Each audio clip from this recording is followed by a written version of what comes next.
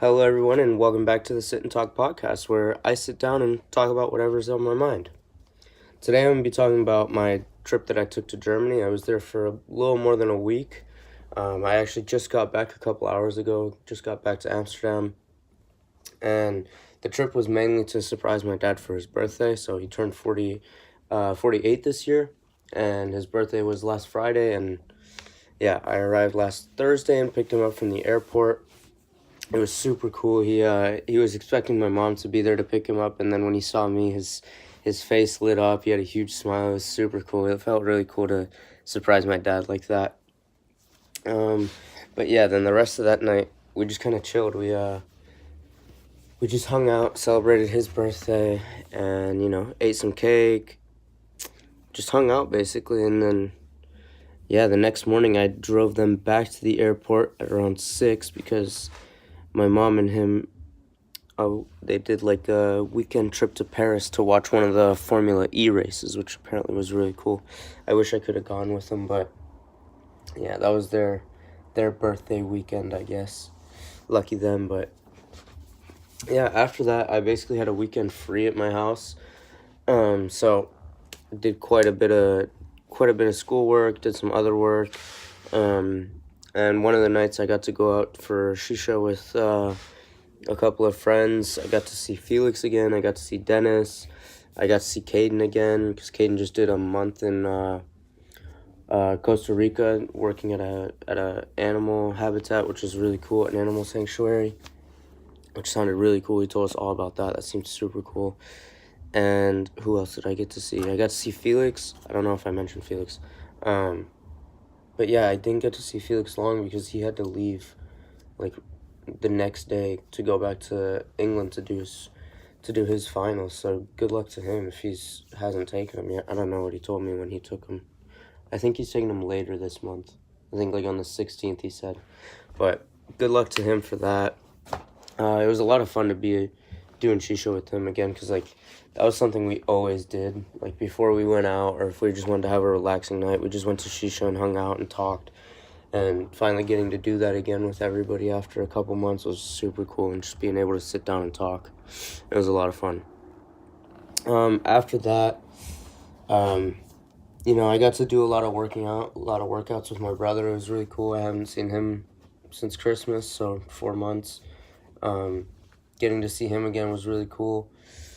We worked out together. He's getting pretty big. He's eating a lot of food, lifting a lot of weight. He's getting big. He's a big boy. But it was cool seeing him again. I got to see a couple of his friends as well, like Rick and Bradley. I got to see them. I didn't get to see Lenny though. I wish I got to see Lenny. But yeah, that was a lot of fun working out with him. And then I did a lot of workouts with Felipe as well. Every day we went and worked out almost. I took a couple days off for something else that I'll talk about. But I think this week alone was probably the most intense workouts I've ever done.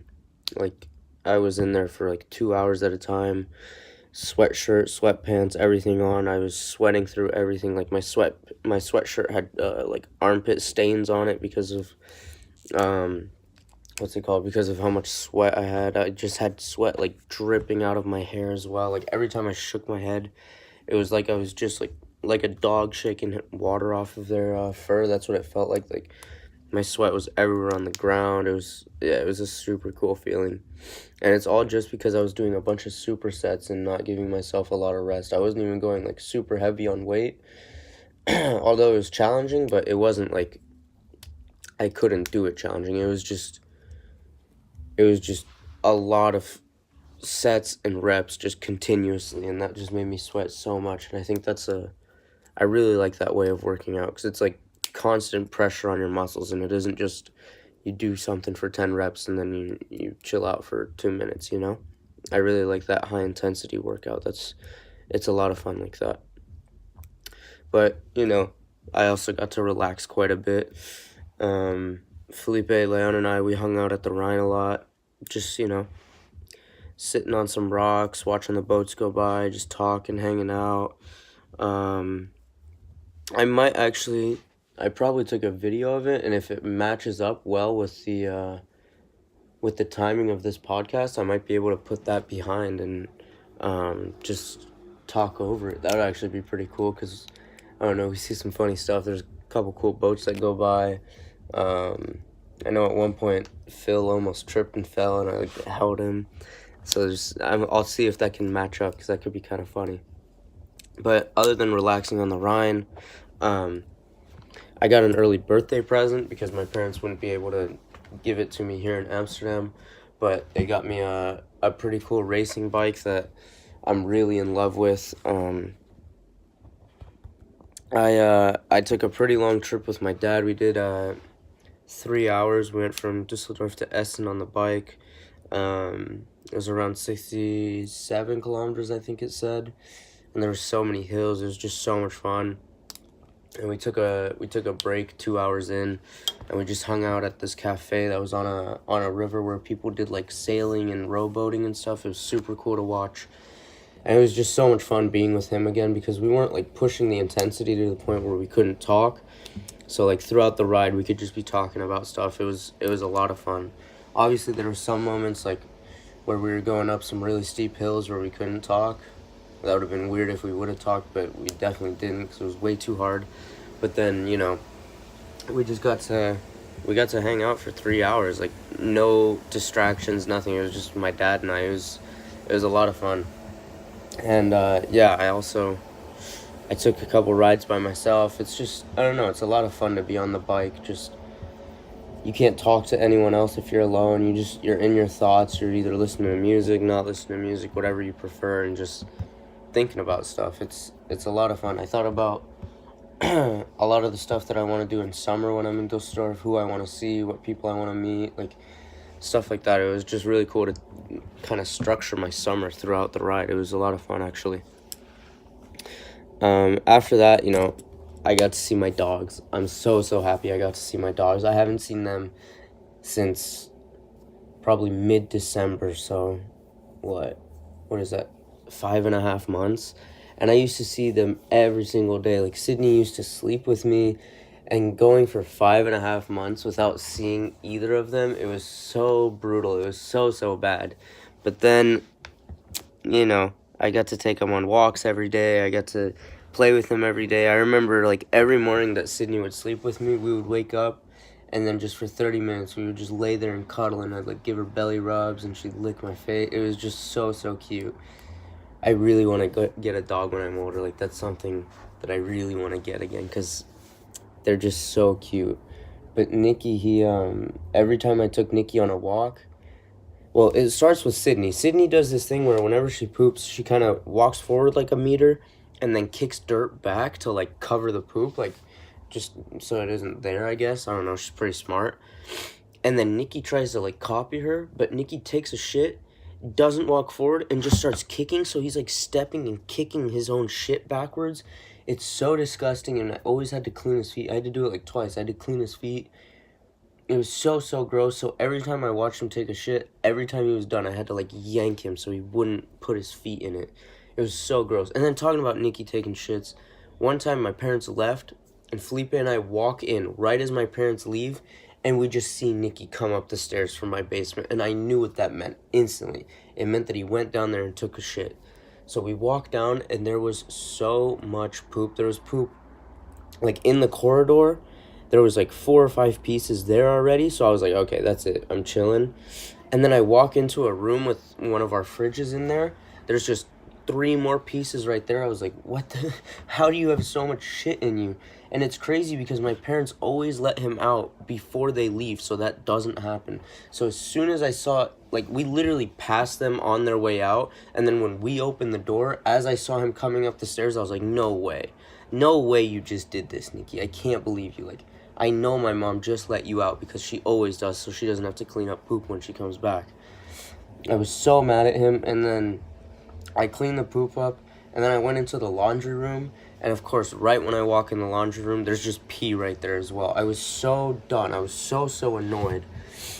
It, like, set my mood for the whole night. I was just so done, and it sucked. I was so annoyed at him. I just yelled at him for a bit, And then he was like embarrassed and he wouldn't look at me, and I was like, that's what you deserve.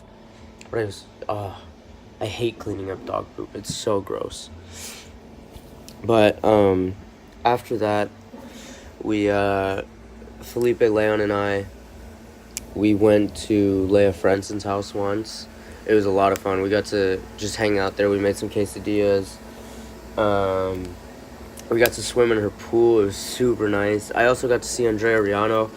I haven't seen her, since Christmas as well, so I was really happy to see her. It was really cool to see her again. It was nice talking to her. She's just such a nice person.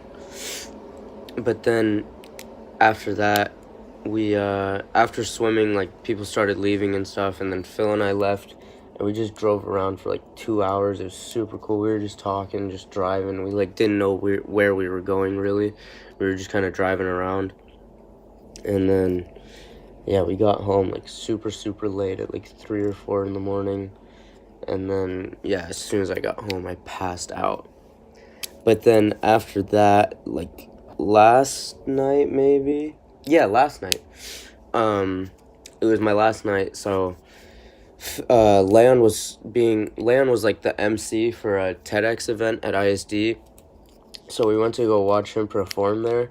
And it was really cool actually. Like, I've never seen Leon perform anything like that, and seeing him like out of his comfort zone a little bit was really cool because he actually handled the pressure really well, and he was like a really good MC. He kept everything under control. He had the audience engaged. Like, it was a really cool performance.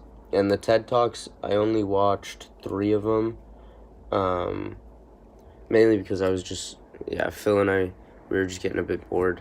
But we watched 3 out of the 5 TED Talks. Well, there was 10 in total, but there was like 2 sessions, so session 1 and session 2. We came for session 2. And I watched, who are the 3? One was Patrick Glenn, I think. He's from Australia. He's a journalist.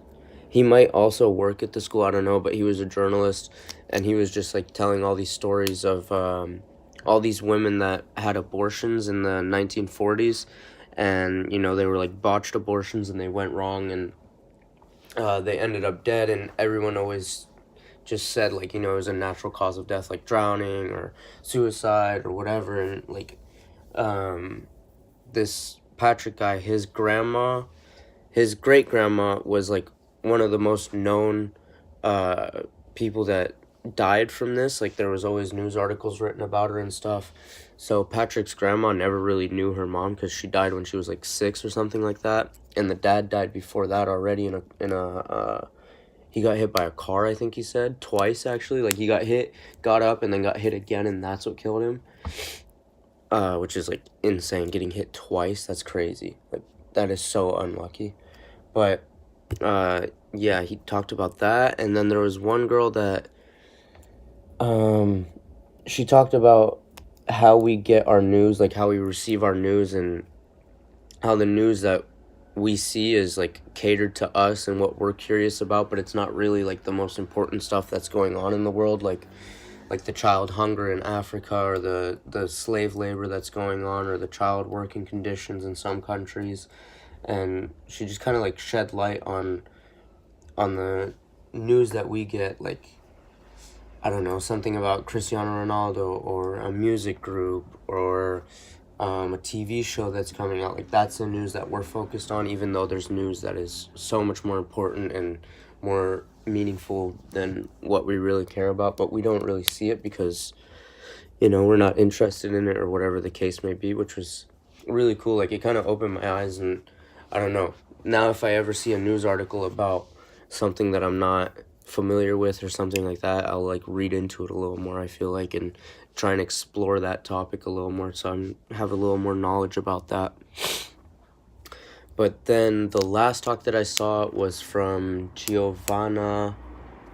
She talked about like mental health and therapy and antidepressants and stuff like that. Like, I don't know, I couldn't really relate too well to it because I've never really gone through any of that, luckily, but it still seemed like a really meaningful talk, and it seemed like there's a lot of good information behind it, because she talked a lot about like alternative therapies, like what was the one she called it? She called it family. It was something family therapy, where past problems like from generations ago are still like lingering in the current generation now, like through DNA. It gets passed on through DNA. And she said that for her it really helped her, because she was able to talk to some of the past generations in her family and figure out like what could be bothering them, and then it kind of lifted a weight off of her shoulders as well, she said. Which, if it works, super cool. Like, I'm super glad that it works for her, and she feels more relieved. It's just, I don't know, I couldn't really relate to it that well. And after that talk, that's when we decided to go, Felipe and I, because we were just kind of bored and we couldn't really pay attention that well. But then we went to the cafe, and there's this one kid from Turkey. His name's Aaron. He's probably in like 6th or 7th grade. And that kid was the Energizer Bunny. Phil knows exactly what I'm talking about. He was trying to do like 50 things at once. And Phil had like a bottle of wine. And Aaron just walked up to Phil and he called him a drunk factory. And we both just lost it. It was so funny. We were not expecting it at all. But he was super funny. And they had like free food there and free drinks and everything. It was like actually really cool. If there's ever another TEDx event and I'm there, I'm definitely gonna go again, because it's actually a pretty cool atmosphere to be in. And if you go with a couple of friends, it's a lot of fun. But then after that, I have one more funny thing from that.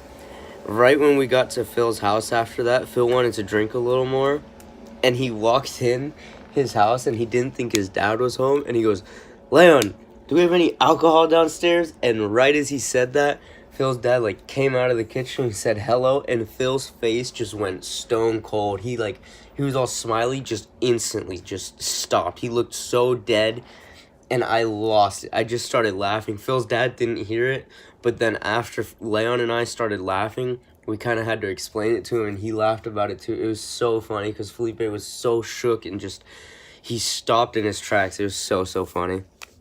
But then, after that, we had a fun night where we took a trip somewhere and hung out, and we didn't get back till late because old Phil couldn't handle some stuff. But overall, it was a super fun trip. I loved going back to Germany. Like, every time I go back to Dusseldorf, I have such great like memories, and just, it's like a feeling of euphoria. Like, every time I go to the school or go to the gym or go like to the football field or go down to the Rhine, like, or even into the city, like, it's this crazy rush of like memories that I have, and it's super cool getting to experience that with a couple of people that are actually in those memories. It's like, it's really cool to kind of relive that now after moving away. It's really nice. The last thing I want to touch on is, would I ever move back to Germany? Dusseldorf, it's just like specifically, I don't think I would.